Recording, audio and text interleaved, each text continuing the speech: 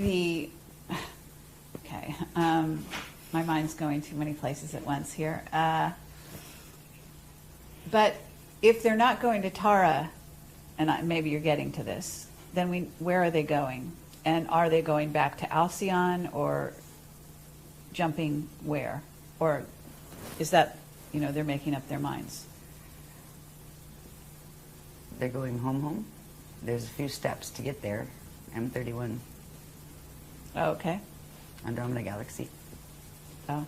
That's all where right. we're aiming back. But there's a few steps in between. The first set of steps has to do with something simply called higher Earth. We're in the lower Earth planes. There are a set of planes that are still in predicaments. They're still connected to this mess that we've been looking at. But they're in much better shape. They're not under the net.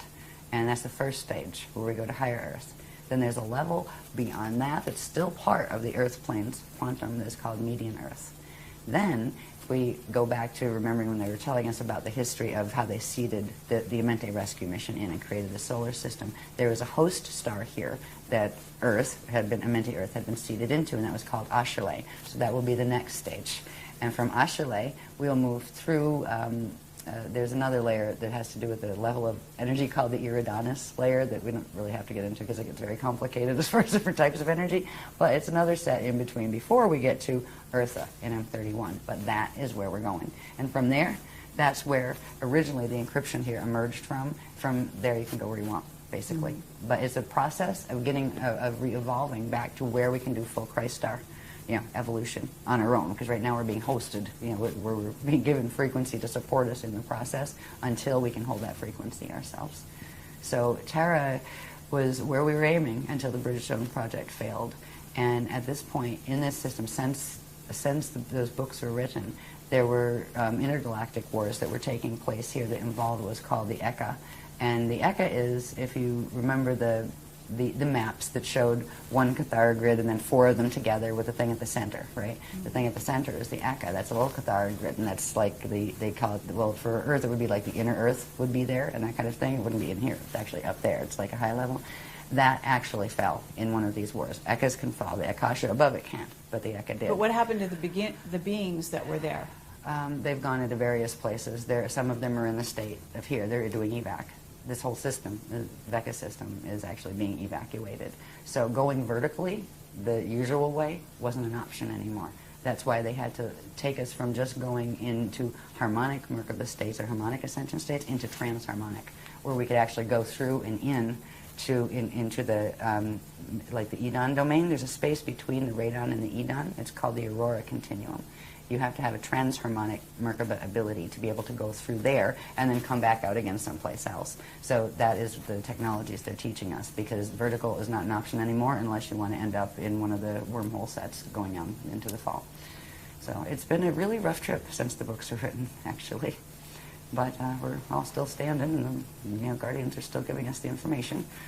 So I'd rather leave on a happier note, though. Okay. Before we do a break. That's okay. Well, let's keep going. It's not much happier. Okay. As far as the poison apple fields go, this one shows the shape better. Right? You have that net field around it, but see that little shape right there? Looks like an apple. Yes. That's the shape of our magnetic fields, the basic shape of our magnetic fields, even though there's flux a crop all circle over. that looks like that. Lovely. I'm out of time. Right? This thing here, right? A lot of people are using that as their logo these days, right? Yeah. And that is the phase-locked arcs that can't phase. With the constricted, if you look at it, you can look at this more closely if you want to. You can see the difference. There's two Cathara grids there. One, the artificial tree of life, which is taking the natural proportions and pulling them in, where it actually squeezes it, and that changes the shape of the sphere and gives you a bulge at the equator like our planet has, because that is the configuration our planet has in light body right now. Interesting. And this is also connected to something called Metatron's cube and something called the Fibonacci spiral. And what is this center bit right there? In this little micro center bit. The dark. Is that a black hole or? No, that is another one of their twisted, we call them Cathara centers, but we know that on our grids these are actually stargates, right? Right, let you take this down into the planet, and that's where you got Stargate connections, have Stargate connections, right? And these are twisted ones. So these would line up with the Stargates that interfaced with the Aminte gates to harness the Aminte gates. So that's just one of them here. But if you look at that, if you look at the teachings that goes with that logo, you'll be amazed to see how it fits and relate when it sits next to what eternal life creation is. All of the shapes that they've showed us how they fit together, what the processes are that they work from. They don't just say, here, there's a that. You know, that's a sacred. Why is it a sacred? It does what? Right?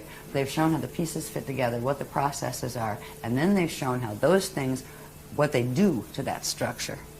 And so, anyway, there's all sorts of pieces that show we've had to do this because this is what is taking down the planet, these dynamics, and people now practicing them again, just like in Atlantis. It's like Atlantis rising again. It really is. The same, how do we get in this predicament? Very much Look so. around you. Same way. Yeah. You know, Yeah. gullibility on a certain level where, oh, sure, I'll try that, right? Not wanting to hear it if somebody's trying to say, maybe you want to think about that first. How, the same way that right now you have a whole New Age movement that was supposed to be a movement of enlightenment and everybody loving each other, being a bunch of backbiting people practicing anti-Christic mechanics that are harming themselves and harming the planet. How did that happen? You know? Same question for Atlantis. How did it happen? But there's also the misuse of crystals that I'd love you to talk about a little bit at some point if you are willing. There's all sorts of really strange things being done with crystals. I think I'd probably rather get through this stuff, and that's kind of like, Yes. that's kind of like orbs. You know? can have- Crystals, orbs.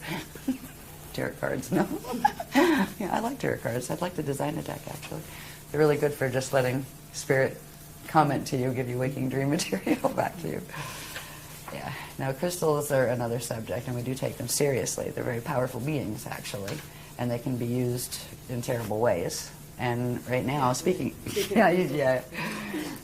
of crystals, it was really funny because right around, I think it was around 2002, the Guardians were starting to teach us about the Nibiru and Dadic crystal bases that are here. They're subterranean crystal installments that were planted here and actually seeded from Nibiru and used to create, literally spike the grids to receive Nibiruan frequency and to receive wormhole frequencies and that kind of thing. Now, all of the crystals in the world, under our world, are like that, but some are. Right when we were being given this information, this lady appears in one of the workshops, and she says, I've seen him. I went there. And she brought photos, and it blew my mind. Look at this. This was Leela. Yeah. She actually was one of the few that got to go down there Is because that she knew like, the sciences. I think they're in Mexico? Yeah, this Chihuahua. Yeah, and there's many others like that actually on the planet. Okay. But these are one. This one was one that was seeded. It's a Nibiruan cluster actually. Yeah. So. But what happens to the people that go inside there, though? It must be pretty intense. Well, if they don't die from the heat, right? It's like 107 degrees. Yeah, yeah, it's really bad. Frequency-wise, well, they were. You could do interesting things with those. Now they're not so bad because the Guardians have worked in a way that has recalibrated them, because there's been a whole bunch of deals and treaties going on, because the ones that broke the original Treaty of Altair that was talked about in the Voyagers book, they found that they lost that round, and the other ones are going to take them over and take over their grids. So a bunch of them handed their grids back over to us and kind of, we'll be nice now, right? It kind of comes down to a split between the Anunnaki and the Dracs, right? And in the Dracs, you have Omicron Draconian, you have the others, Odedicron Reptilians, and a bunch of others. And then on the Anunnaki side, you have the Tothian Anunnaki, which are like the snake people, and you have the Jehovian Anunnaki and a number of others. And then you have the Weeses taking sides. You have the Weesadrax, the Weesadex. And what about the Syrian Anunnaki? Where do they fit in? You have they can come both Jehovian. There's some Jehovian ones, and like Nibiruan ones are primarily Tothian, but not all. Anunnaki tend to hang together, and then the really fancy Anunnaki gene code are the Enochians, all right, where they took both Anunnaki groups and created a master race, right, gene line. All right, so the Enochian Anunnaki, yeah, they're usually high Illuminati guys. Yeah, running around with 33rd degree pluses and things. But hey, it's cool. You know, it takes a village. Okay, yeah, well, we could get into more detail on that, but I guess let's move on. Should we take a break now, or do you want to go to the end? Why don't we take a break? Because Okay. I've hit that spot where we get into the planes of Earth, which gets fascinating, because this is where we get into the spherical maps and the vertical maps going up and down from the core up into the atmosphere. And we start finding out where we're going to learn to orb to, and eventually where that space is going to become physically solid as well as this space. So we'll be able to move through, and that's what our teachings are teaching us how to do. Go home. Yeah.